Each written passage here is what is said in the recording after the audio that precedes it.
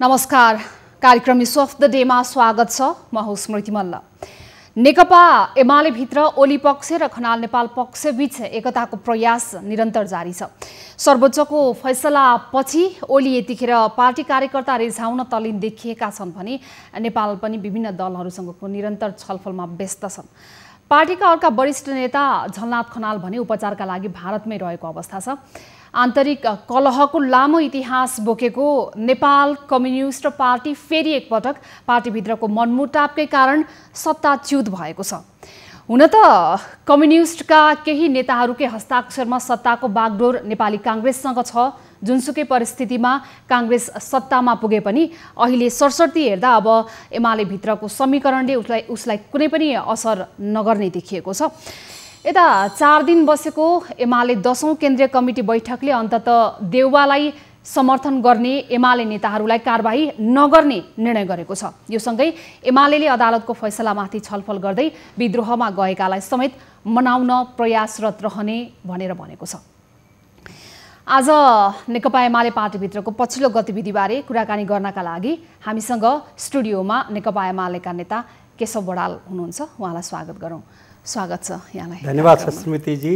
नमस्कार सर। जस्तो अब अहिले चाहिँ पछिल्लो पटक सत्ता बहिर्गमनका बेलादेखि केन्द्रीय कमिटीको बैठकको निर्णयसम्म आइपुग्दाखेरि पार्टीका अध्यक्ष केपी ओलीले बोलेका र फेरेका कतिपय अभिव्यक्तिहरूले र उहाँको बोलीले चाहिँ ओली अब फेरिएकै हो भन्ने जिज्ञासा यतिखेर उब्जाएको छ।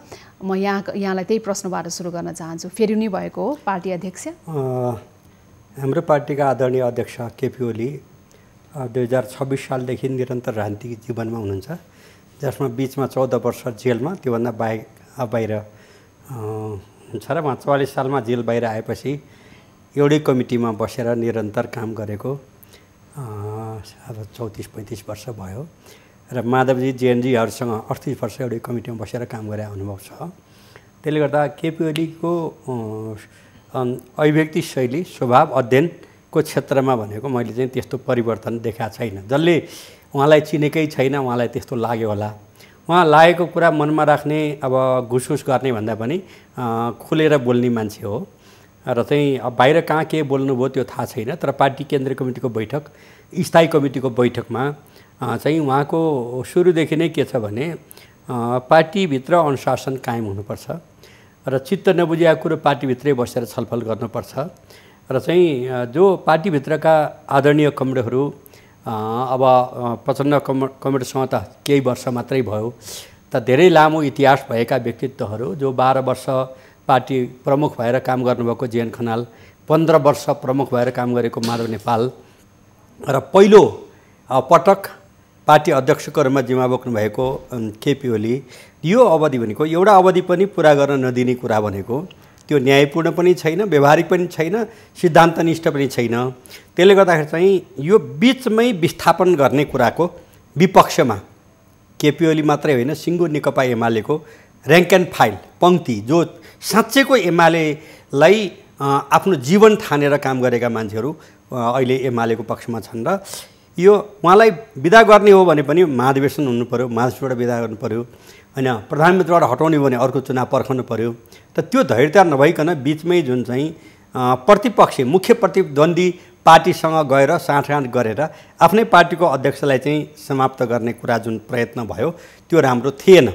अब यो सन्दर्भमा कहाँ कस्ता अभिव्यक्ति दिनुभयो अब त्यो तपाईँहरूले पनि सुन्नुभयो होला, तर बैठकमा त्यस्ता कुराहरू आएको थिएनन् र हिजो हाम्रो पार्टीको 10औं केन्द्रीय कमिटीको लगातार 4 दिन बसेको बैठक हिजो 5:30 बजे सम्पन्न भयो र त्यहाँ सम्पन्न हुने क्रममा भनेको चाहिँ योभन्दा पहिले पार्टीको हित विपरीत, राष्ट्रको हित विपरीत, जनताको भावनाको हित विपरीत र राष्ट्रिय एकता, अखण्डता, सार्वभौमिकता र लोकतन्त्रको पनि धज्जी कार्ने गरी जो गल्ती गरेको भए तापनि सबलाई जनरल एमनेस्टी, योभन्दा पहिलेका त्रुटिलाई अब क्षमा दिने कुरो उहाँले गर्नुभएको छ अथवा पार्टी केन्द्रीय कमिटीको बैठकमा त्यो र त्यसले सबै साथीहरूले समर्थन गरेपछि भएको छ।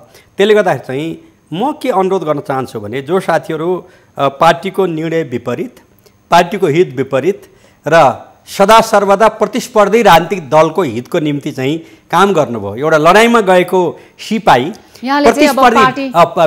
विरोधी कमान्डरको पक्षमा उभिएर आफ्नो कमान्डरलाई सिद्ध्याउने काम भनेको सामान्य कुरो होइन।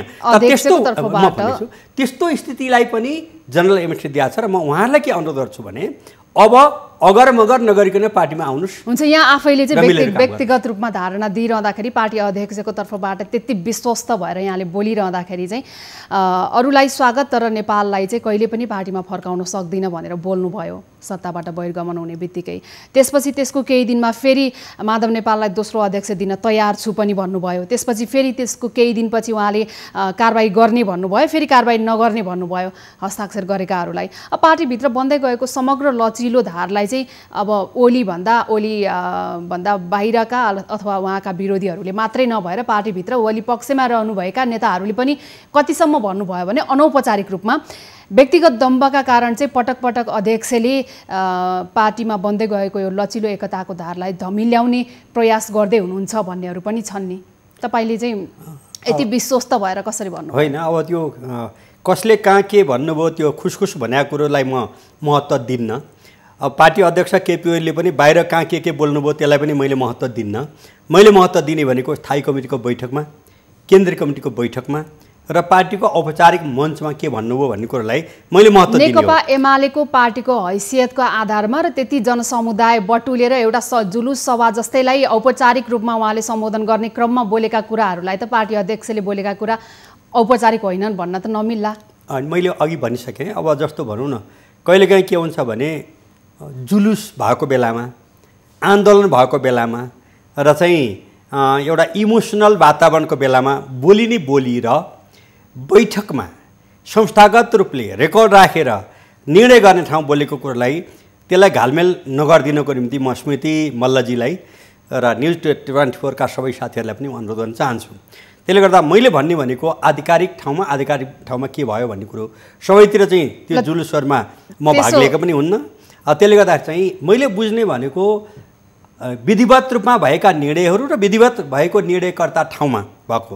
अघि तपाईँले जहाँ भन्नुभयो अब त्यो चाहिँ माधवजीको बारेमा उहाँका केही कटाक्षहरूको सन्दर्भ भन्नुभयो।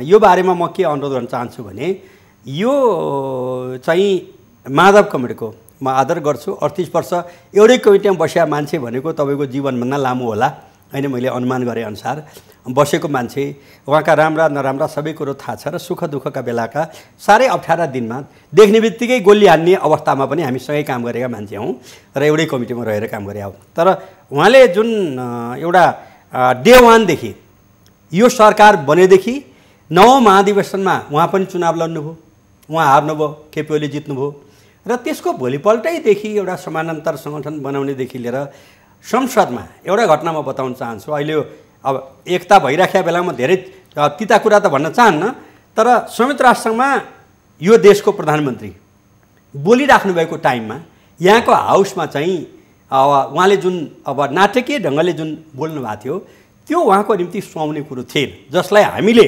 माधव नेपाललाई जे हुनुहुन्छ त्यो बनाउने हामी हो, उहाँ आफै बने आइन।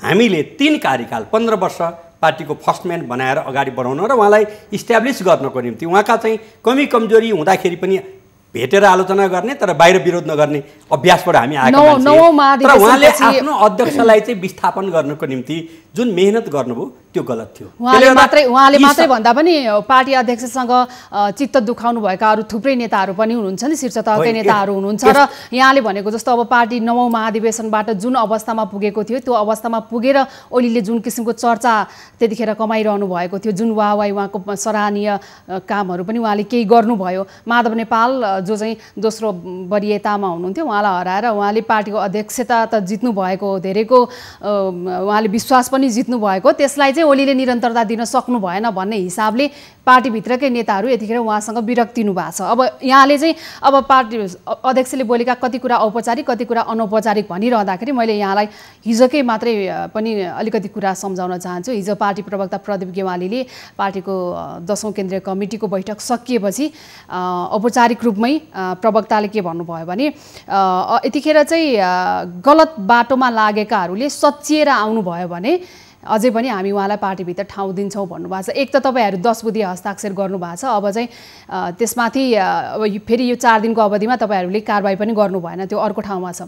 अब हस्ताक्षर पनि गर्ने, सहमति गर्छौँ पनि भन्ने, फेरि यतापट्टि आएर तपाईँहरूले सँगसँगै अझै पनि तपाईँहरू गलत बाटोमा गएकाहरू सच्याएर आउनुहोस् भनेर त्यो भाषा जुन प्रयोग गर्नुभएको छ प्रवक्ताले, त्यसमा पनि जो हुनुहुन्छ 22 जना उहाँहरू कसैले पनि चित्त बुझाउनु भएन। यसरी तपाईँहरूको एकता प्रक्रिया अगाडि बढ्छ त अनि? अब कुरो के हो भन्दाखेरि चाहिँ 10 बुँदे सहमति धेरै लामो प्रयत्नबाट पार्टीका जिम्मेवार कमिटीहरू बसेर सहमति गर्नुभयो। नेकपा एमालेका 10 जना साथीहरू हुनुहुन्थ्यो, त्यो कार्यदलमा 10 जना एमालेका नेता कार्यकर्ता बसेर एउटा साझा बिन्दुको निम्ति ल्याउनु भएको छ र त्यसलाई पार्टी केन्द्रीय कमिटीले ओन गरेको छ हैन। र त्यो ओन गरेको कुरालाई अगाडि बढ्नको निम्ति संसारभरि नेपाल कम्युनिस्ट पार्टीको मात्रै म कुरा गर्दिनँ, एमालेको मात्रै म कुरा गर्दिनँ, नेपाली काङ्ग्रेसको मात्रै म कुरा गर्दिनँ, संसारभरिका जहाँ पनि दलहरू छन्, पार्टी छ, विधान छ, त्यसमा पार्टी सदस्यता शपथ खाएको बेलामा तर तपाईहरूले बनाएको अहिलेको पनि रूपान्तरित गरिएको भनेको केन्द्रीय कमिटी पनि सबै तपाईँका नेताहरूले कतिको ओन गर्नु भएको छ त, कति अपनत्व महसुस गर्नु भएको छ भन्ने पनि त कुरा हो नि, होइन र?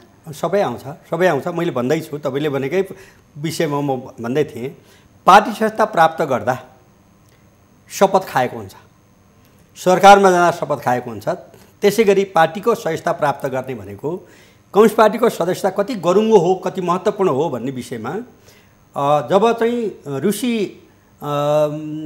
रुसका चाहिँ साइन्टिस्ट युरी गागारिन अन्तरिक्षमा पुग्नुभयो सफलता साथ, विश्वको कुनै पनि देशको चाहिँ वैज्ञानिकहरू नपुगेको ठाउँ पुगेर आउनुभयो। आइसकेपछि रुसको चाहिँ अब रुसका राष्ट्रपति, तत्कालीन राष्ट्रपति, प्रधानमन्त्री, अब सरकारले उहाँलाई के भन्यो भने तपाईँ एकदमै महान काम गर्नुभएको छ, महान रुसको लागि महान काम गर्नुभएको छ, तपाईँलाई हामी सम्मानित गर्न चाहन्छौँ, पुरस्कार दिन चाहन्छौँ, तपाईँ के चाहनुहुन्छ भनेर सोद्धाखेरि युरी गागारिनले भन्नुभयो मलाई गौरवशाली पार्टी बल्सेविक पार्टीको सदस्यता दिनुभए पुग्छ, अर्थ केही चाहिँदैन भन्नुभयो।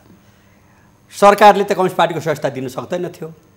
अनि उहाँहरू त्यहाँ बडो विचित्रको वातावरण बन्यो र जुन चिज तपाईँले माग्नुभयो हामीले दिने अधिकार छैन, पार्टीको प्रमुख त म छु, तर पनि त्यो पार्टीको आफ्नो हुन्छ, सरकारको विषय हुँदैन, अरू केही भन्नुहोस् भनेर भन्नुभएको छ। अर्थात् कम्युनिस्ट पार्टीको सदस्यता प्राप्त गर्दाखेरि त्यति गौरवशाली हो र हाम्रो पार्टीका प्रत्येक सदस्यले शपथ खाएको हुन्छ। पार्टीमा चित्त नबुझ्ने बित्तिकै होइन, अब पार्टीसँग सदा सर्वदा प्रतिद्वन्दी भएको पार्टीलाई बलियो बनाउन र आफ्नो कमान्डरलाई समाप्त गरेर विरोधीको कमान्डरलाई चाहिँ साथ दिन जाने कुरा सामान्य कुरो होइन। तर यति हुँदाहुँदै पनि उहाँहरूले गल्ती गर्नुभएको कुरालाई आज संस्थापक महासचिव कमरेड पुष्पलालको जन्मदिनको दिन तबर सबैलाई एमनेस्टी, विगतमा भएका गल्ती कमजोरीलाई कोट्याउने कुरो होइन र आउँदा दिनमा गल्ती नगर्ने गरी पार्टीको नीति सिद्धान्त कार्यक्रम निर्णयलाई पालना गर्ने गरी सबैलाई स्वागत छ भनेर भन्नुभएको छ। र त्यो वास्तवमा पार्टी अध्यक्षको एउटा चाहिँ साँच्चैको चाहिँ उदारतापूर्ण र पार्टीलाई एकताबद्ध बनाउनुको निम्ति चाहिँ त्यो 10 बुँदे सहमति भन्दा पनि धेरै महत्त्वपूर्ण कुरो उहाँबाटै केन्द्रीय कमिटीको बैठकमा जुन कुरो व्यक्त भयो र त्यसमा चाहिँ केन्द्रीय कमिटीले त्यसलाई स्वागत गर्यो निर्णयमा।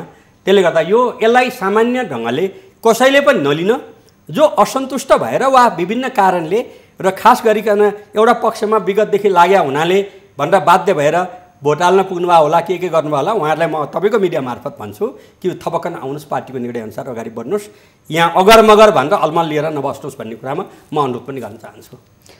अब तपाईँहरूले यसो भनिरहँदाखेरि चाहिँ जस्तो अब उहाँहरूको मुख्य माग जुन छ केन्द्रीय कमिटीमा अझै पनि उहाँहरू सन्तुष्ट हुनुहुन्न, जुन किसिमले रूपान्तरित भनेर बनाइयो महाधिवेशन आयोजक कमिटीलाई नै रूपान्तरित भनेर केन्द्रीय कमिटी बनाएदेखिकै उहाँहरूको असन्तुष्टि हो। अझ त्योभन्दा अगाडि पनि उहाँहरूले अब जुन किसिमले समायोजन भएको छ केन्द्रीय कमिटीमा त्यो समायोजनमा उहाँहरूले चित्त बुझाउनु भएको छैन। यहाँले सरसर्ती देख्दाखेरि चाहिँ अहिले अब उहाँले अब दोस्रो दोस्रो अध्यक्ष दिन्छु आउनुहोस् भन्नुभयो, उहाँहरू अझै पनि रुष्ट हुनुहुन्छ लगायतका यावत कुराहरू देख्दाखेरि चाहिँ कतै अब तपाईँहरूले केन्द्रीय कमिटीलाई नै फेरि परिमार्जन गरेर समग्र सबैले अपनत्व महसुस गर्ने गरी केन्द्रीय कमिटी रूपान्तरण फेरि गर्नुपर्छ भन्ने चाहिँ तपाईँलाई लाग्छ कि लाग्दैन? प्रश्न के हो भने पार्टी कसरी बनाउने भन्ने विषयसँग तपाईँको प्रश्नले सम्बन्धित छ। पार्टी अब उहाँहरूको माग अनुसार अनुरोध अनुसार नै आयोजक कमिटी इत्यादि जुन थियो त्यसलाई चाहिँ 9 महाधिवेशनबाट निर्वाचित भएको कमिटी त्यो श्रृङ्खला तपाईँलाई यादै होला। तपाईँले जब प्रश्न यसैमा सोध्नु भएको छ भने 9 महाधिवेशनले 115 जना पूर्ण सदस्य 44 जना वैकल्पिक सदस्य हुनुहुन्थ्यो। पछि वैकल्पिकलाई पूर्ण सदस्यता दिइयो। मेची महाकाली पदयात्रा गर्ने क्रममा चाहिँ 38 जना चाहिँ अब सबै माधवजी समेत सबै बसेर सहमति भयो र माओवादी केन्द्रसँग एकता चाहिँ 3 गते एकता घोषणा हुनुभन्दा पहिले हैन त्यहाँ चाहिँ अर्को 38 जना थपेर 241 जना चाहिँ पार्टी सदस्य भनेको चाहिँ सिङ्गै 9 महाधिवेशनले निर्वाचित गरेको केन्द्रीय कमिटीको सर्वसम्मत निर्णय हो। त्यसमा अगरमगर भन्ने कुरो भएन। अब त्यसमा 23 जना चाहिँ माओवादी केन्द्र र हाम्रो बिचमा 3 वर्ष हामी सहकार्य गऱ्यौँ, तर चाहिँ त्यो एउटा हुन सकेन। उहाँहरू हामी एमालेमै रहन्छौँ, जाँदैनौँ भनिसकेपछि यो बारेमा उहाँहरूलाई राखिएको छ। त्यसले गर्दा चाहिँ यो कमिटीको निर्णयलाई हैन यो वा त्यो बहानामा अथवा अब यसमा चाहिँ तपाईँले अलि सोध्नु भएको चाहिँ केन्द्रीय कमिटी चित्त बुझेन भनेर उहाँहरू बस्नुहुन्छ भने अब त्यसको चाहिँ कुनै औषधि हुँदैन। जुन चिजको औषधि नै हुँदैन त्यो चर्चा गरेर जरुरत छैन। त्यसले गर्दा अहिले के छ भने म चाहिँ मेरा प्रिय कमरेड माधव नेपाल समेत सबैलाई जब हिजो अध्यक्षले एमनेस्टी गरिसक्नुभयो भने आउनुहोस्, पार्टीको निर्णयअनुसार जानुहोस्। र म त के छ भने अर्को अध्यक्ष बनाउने पक्षमा मलाई व्यक्तिगत सोधे म छैन, किनखेरि 9 महाधिवेशन त्यो छँदा पनि छैन। कसलाई के चाहियो त्यो दिएर बन्ने पार्टी पनि हुँदैन, त्यो पार्टी हुन्छ, पार्टी बन्दैन। पार्टी र पार्टीमा फरक छ। त्यसले गर्दा चाहिँ आउनुहोस्, वरिष्ठ नेता हुनुहुन्छ, त्यसमा कुनै घटुवा गरिएको छैन। जबकि थुप्रै यस्ता गल्ती भइसकेपछि आम प्रचलन भनेको चाहिँ घटुवा गर्ने चलन हुन्छ। घटुवा पनि नगरिकन उहाँहरू सरक्क आउने, पार्टीको चाहिँ नीति सिद्धान्त कार्यक्रम कार्यनीति अगाडि बढाउने, अर्को महाधिवेशनमा हैन उम्मेदवार बनेर उठ्ने जित्ने अधिकार भइहाल्छ। त्यसको निम्ति कुनै बाधा बन्देज लाउने कुरो केन्द्रीय कमिटीले गरेको छैन, गर्दैन पनि।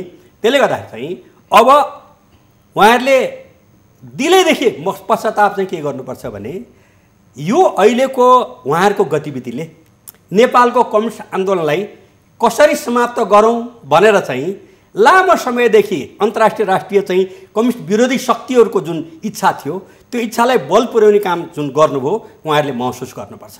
महसुस गरे पुग्छ, कुनै दण्ड सजाय भनेको छैन, महसुस गर्नुपर्छ। र वास्तवमा हाम्रो गतिविधिले एउटा महाधिवेशन पनि नपर्खेनी 15 वर्ष अध्यक्ष भइसक्या 12 वर्ष भइसक्या मान्छे त्यो लेभलका नेताहरूले एउटा कार्यकाल पनि पुरा गर्न नदिइकन उहाँहरूभन्दा सिनियर मान्छे, किन 26 सालदेखि पार्टीको जिल्ला कमिटीमा रहेर काम गरेको केपी ओली हो, उहाँहरूभन्दा त सिनियर हो नि त सुरुदेखि नै पनि। त्यसले गर्दा चाहिँ एउटा कार्यकाल पनि पुरा गर्न नदिने कुरा जुन भयो त्यो राम्रो भएन। म यो शब्द मात्रै प्रयोग गर्न चाहन्छु। तर अब हामी त्यस्तो गर्दैनौँ र पार्टीको नीति सिद्धान्त कार्यक्रम कार्यनीति निर्णय र यो एउटा अहिलेको जुन केपी ओलीलाई हटाएको कुरो केपी ओलीलाई मात्रै हटाएको होइन, यो भनेको नेपालमा कम्युनिस्ट आन्दोलनलाई कमजोर बनाउन र कम्युनिस्ट विरोधी शक्तिलाई स्थापित गर्नको निम्ति बनेको जुन ग्रान्ड डिजाइन थियो त्यो डिजाइन अन्तर्गत यो सब भएको छ। त्यो डिजाइनमा अदालत पनि सामेल भयो, सबै अन्य शक्तिहरू पनि सामेल भए, सबैको नाउँ किन लिनु पर्यो। र चाहिँ यो डिजाइन भनेको यस्तो संयुक्त राष्ट्रसङ्घको 194 राष्ट्रमध्ये पपुलर मतबाट सरकार बनेकोमा चाहिँ खपिन सक्नु भएको थियो। अन्तर्राष्ट्रिय शक्ति जो कम्युनिस्ट विरोधी शक्ति छ, मैले यति भनेपछि अर्थ भन्नु पर्दैन, संसारमा कम्युनिस्टहरू अगाडि बढ्न थाल्यो कि त त्यहाँ ठोकिहाल्नुपर्छ भन्ने मान्यता भएका राष्ट्रिय अन्तर्राष्ट्रिय शक्तिहरूको जुन योजना थियो त्यो योजना अन्तर्गत अहिले केपी ओलीको सरकार विस्थापित भएको छ। यसमा धेरैले अज्ञानतावश गर्नुभएको छ, उहाँहरूलाई केही भन्ने कुरो भएन। केहीले थाहा पाइ पनि गर्नुभएको छ र पनि हिजोबाट उहाँहरूलाई एमनेस्टी भइसकेको छ र कुनै अब त्यो बापत अब छुट्टै थप कारबाही गर्ने कुरो छैन। तर अब पार्टीको नीति सिद्धान्त कार्यक्रम निर्णय र गतिविधिको विरोध गर्ने होइन, त्यसको पक्षमा उभिनुपर्छ। चित्त नबुझेको कुरो कमिटीमा आएर भन्नुपर्छ। अब नेपाल पक्षका नेताहरूले अझै पनि सशङ्कित भएको र प्रश्न गरिरहनु भएको विषय के छ भने नि उहाँहरूले पार्टी अध्यक्षले अहिलेसम्म जुन किसिमले एकलौटी ढङ्गबाट पार्टी लैजान खोजिरहनु भएको छैन, अब दोहोरो संवादमा उहाँ आउनु भएन भन्ने हिसाबले उहाँले कुरा गरिरहनु भएको छ र त्यो म्युचुअल अन्डरस्ट्यान्डिङको पोइन्टमा पनि केपी ओली आउनु भएन भन्नेमा उहाँहरूको चित्त नबुझाइ छ। त्यसमाथि अब अहिले यो 4 दिनको केन्द्रीय कमिटी चल्दै गर्दाखेरि उहाँहरूले लेखेर राखेको स्पष्टीकरण हामीले लेखेर राखेका छौँ, तर ओलीले कमिटीमा बुझाउनको लागि माग्नु भएन। अब एक त तपाईहरूले स्पष्टीकरण माग्ने भन्नुभयो, 24 घण्टे अल्टिमेटम पनि दिनुभयो, त्यसपछि जब स्पष्टीकरण पत्र नै उहाँहरूसँग तयार छ भने चाहिँ तपाईँहरूले त्यसलाई अल्मल्याउनु भयो र अन्ततः अन्तिम दिनमा आएर चाहिँ त्यसबारेमा हामी कारबाही नगर्ने भनेर भन्दाखेरि चाहिँ यस्तो किसिमको ढुलमुली मनस्थितिबाट अझै पनि अध्यक्ष गुज्रिरहनु भएको छ भनेर उहाँहरू अझै पनि सशङ्कित हुनुहुन्छ। त्यस्तो होइन, कुरो के भन्दाखेरि चाहिँ पार्टी केन्द्रीय कमिटीको बैठक चाहिँ धेरै लामो भइसकेको थियो है। अब त्यो उहाँहरूको स्पष्टीकरण अफिसियल्ली आउँछ, पार्टी हेडक्वार्टरमा आउनु पर्यो, त्यहाँ विश्लेषण हुन्छ र केन्द्रीय कमिटीले थाई कमिटीलाई अधिकारहरू दिएको छ र चाहिँ स्पष्टीकरण आइसकेपछि त्यो रेकर्डमा त रहन्छ नि त, रेकर्डमा रहन्छ उहाँहरूका भावनाहरू। त्यसमा पार्टीप्रति प्रतिबद्धता जाहेर भएका कुरालाई एउटा ढङ्गले लिइन्छ, पार्टीको हित अनुकूल नभएकोलाई फेरि पनि उहाँहरूलाई सम्झाइ बुझाइ गर्ने प्रोसेसमा छ। र अहिले पनि मलाई अनुमान छ कि हाम्रा वार्तामा भाग लिइरहनु भएको संविधान सभाका अध्यक्ष र पार्टीका अब संसदीय दलका उपनेता सुभाषजी समेत उहाँहरू कुराकानीमा यतिखेर पनि हुनुहुन्छ होला, कुराकानी गरेर अगाडि बढाउने कुरो भएको छ। त्यसले गर्दा त्यो पोजिटिभ नै छ। तर एउटा कुरो चाहिँ म फेरि पनि जोड के दिन चाहन्छु भने जुनसुकै बहानामा भए पनि एउटा कार्यकाल पनि पुरा गर्न नदिकन हैन उहाँलाई बिचमै हटाउनको निम्ति चाहिँ सदा सर्वदा प्रतिस्पर्धी रहेको पार्टीको पक्षमा चाहिँ उभिएको कुरालाई पनि क्षमा दिने भनेको योभन्दा माथिल्लो तहको क्षमा दिने कुनै विषय नै हुँदैन। स्पष्टीकरणको पत्रको विषय र उहाँले लेखिराखेको स्पष्टीकरण किन बुझ्नु भएन भनेर मैले किन सोधेँ भने तपाईँले अलिकति सर्वोच्चको कुरा पनि उठाउनु भएको थियो। उहाँले स्पष्टीकरण पत्रमा चाहिँ यो आधारमा र यो कानुनी आधारमा चाहिँ हामीले देवाला समर्थन गरेका हौँ भनेर स्पष्टीकरणमा हामीले लेखेका छौँ भन्नुभएको थियो। त्यसपछि तपाईँहरूले त्यो पत्र बुझ्नु भएन। सर्वोच्चको विषयमा म आउँछु, यहाँसँग अहिले ब्रेकको पालो भएको छ। यो तपाईको प्रश्नको त मैले गम्भीर जवाफ दिने एकदम म तपाईसँग ब्रेकपछि जोडिनेछु। यतिखेर कार्यक्रममा हामीसँग एमाले नेता केशव बडाल हुनुहुन्छ, पालो भएको छ लाइफ बोय हात धुने ब्रेकको। लाइफ बोय हात धुने समयका साथमा लाइफ बोय, लाइफ बोय हात धुने समयका साथमा लाइफ बोय।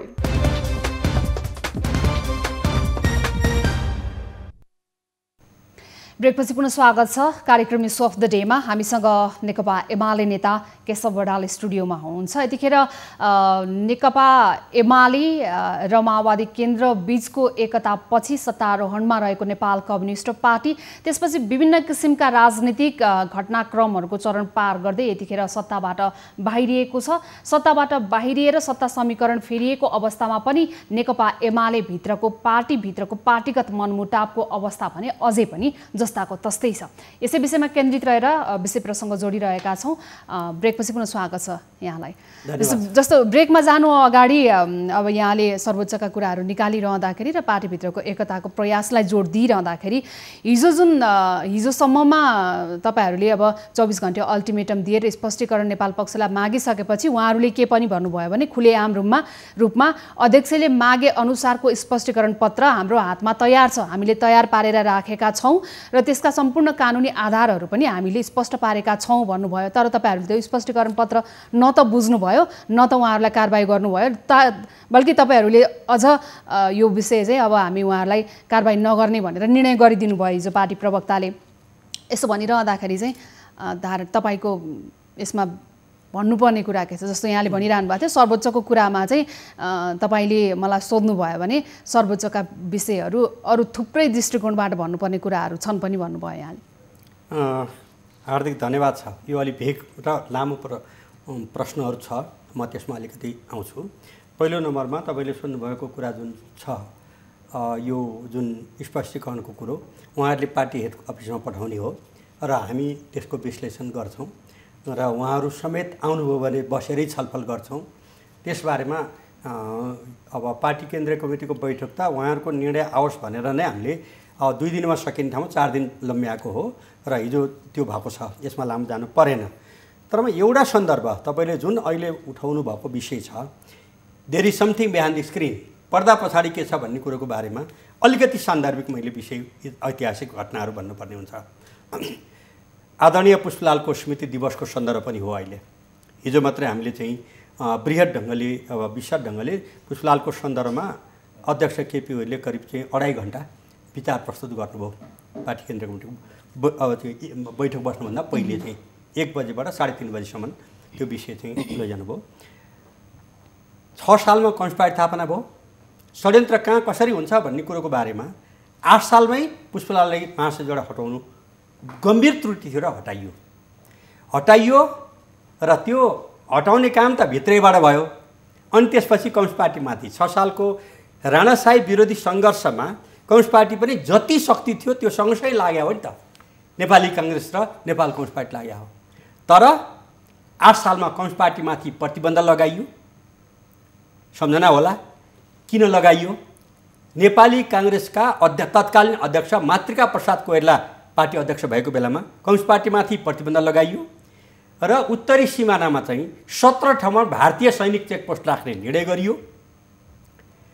त्यसपछि टङ्कप्रसाद आचार्य प्रधानमन्त्री आएपछि मात्रै कम्युनिस्ट पार्टीमाथिको प्रतिबन्ध फुक्का भयो।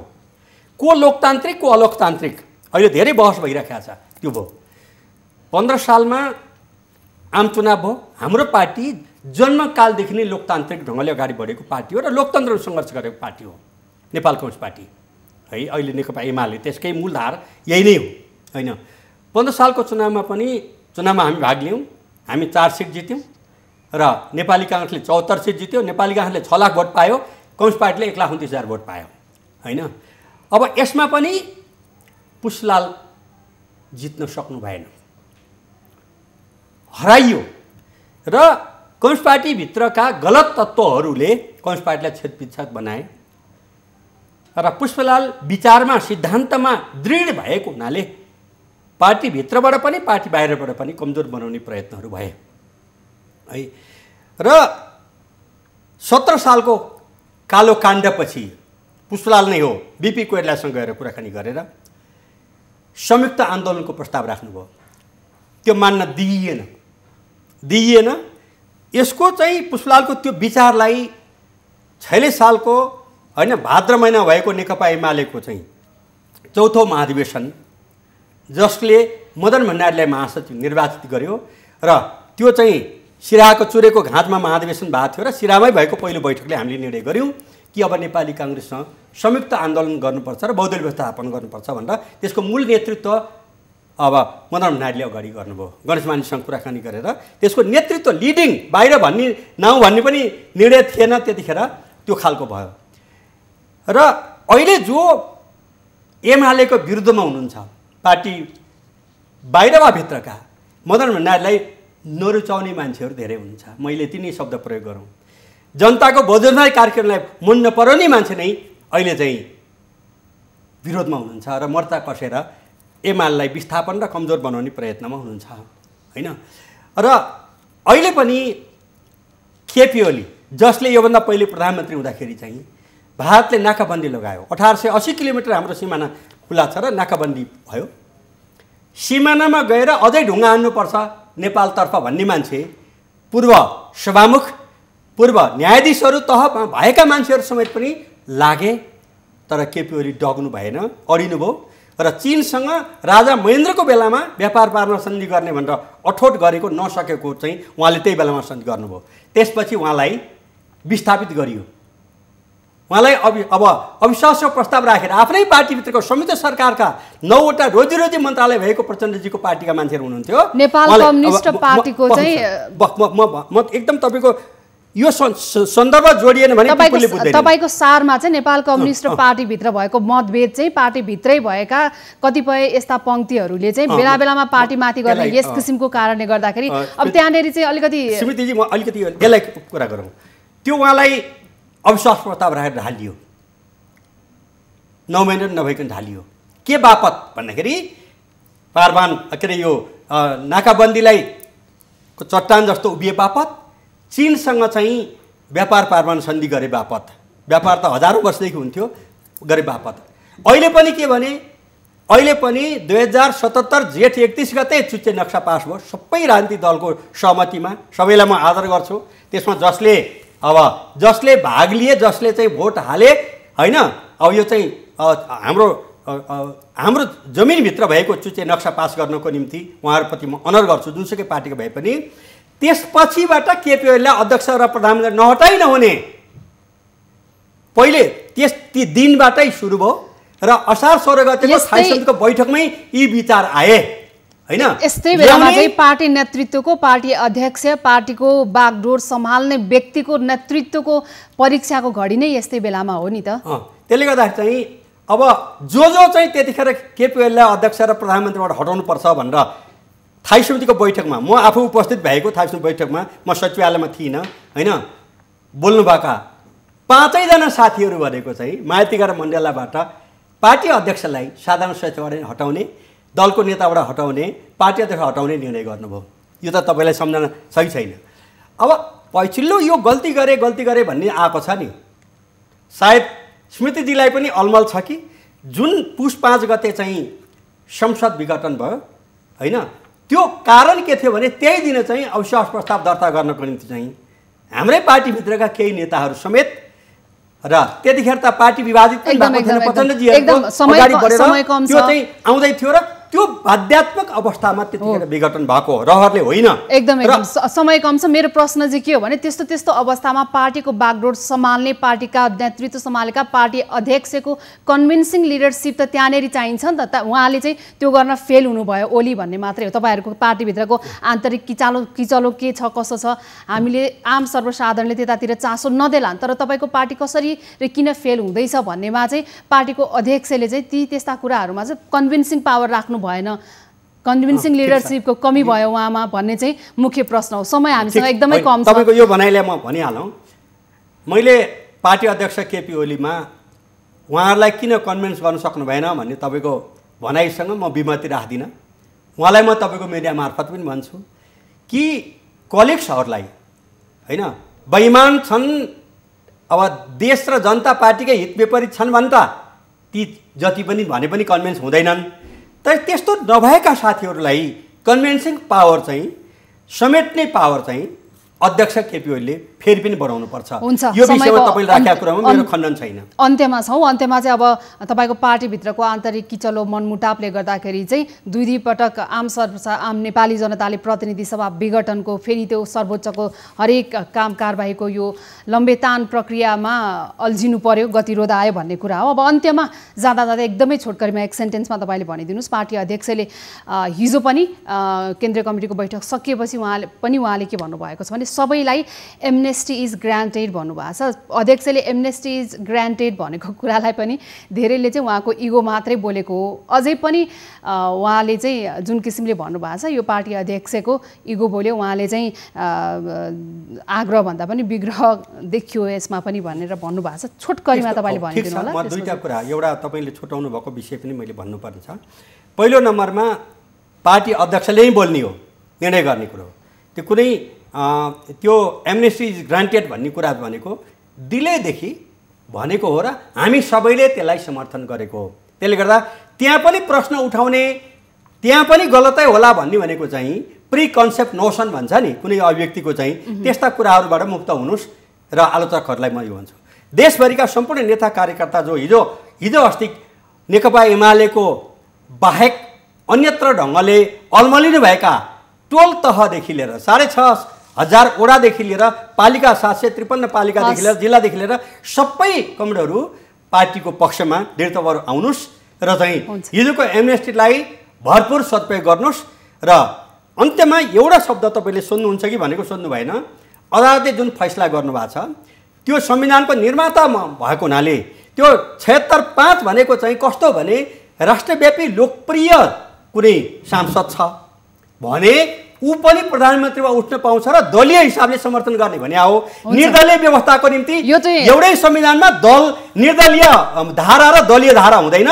सर्वोच्चले यो गम्भीर त्रुटि गरेका छ र निर्दलीयतातर्फ लाने जुन काम गरेका छ यो गम्भीर आपत्तिजनक लोकतन्त्रको विपक्षमा र 48 वर्षदेखि दलीय व्यवस्थाको निम्ति लड्दै आएको म जस्ता मान्छेको निम्ति चाहिँ घात भएको छ। हुन्छ, यहाँले आफ्नो भनाइ राख्नुभयो। अब पार्टीगत हिसाबमा चाहिँ तपाईँहरूले सर्वोच्चले गरेको यो निर्णय, सर्वोच्चको फैसला विरुद्ध हामी केही पनि भन्दैनौँ भनि पनि रहनु भएको छ र लगभग यो विषय कानुनी रूपमा टुङ्गिएको विषय भएको कारणले गर्दा पनि र यसमा यदि कुरा उठायौँ भने तपाईँहरूको अलिकति लामै बहस र छलफल पनि होला कानुनी विषयमा भनेर पनि मैले तपाईँलाई यो विषय थाँती नै राखेँ। अहिलेको लागि समय सकिएको छ। यहाँलाई धेरै धेरै धन्यवाद।